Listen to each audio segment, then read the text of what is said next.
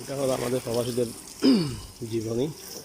ঘুম থেকে উঠে প্রতিদিন গাড়ি পরিষ্কার করা, একটা না দুইটা নয় 5-6টা গাড়ি দিতে হয়।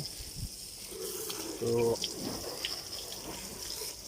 এই আর কি, গরমের মধ্যে অনেক কষ্ট আসলে, গাড়িগুলো প্রতিদিন দিতে হয়।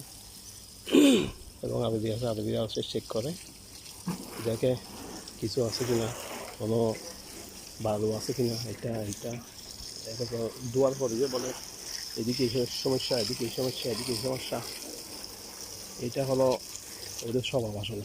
এই গাড়ি একটা, এই দুইটা, এই তিনটা, এই চারটা এবং এখানে একটা 5টা 6টা, এইগুলো প্রতিদিন দিতে হয়। এই হলো আমাদের প্রবাসী লাইফ। ঘুম থেকে উঠে গাড়ি দেওয়ার থেকে শুরু করে দিন শুরু।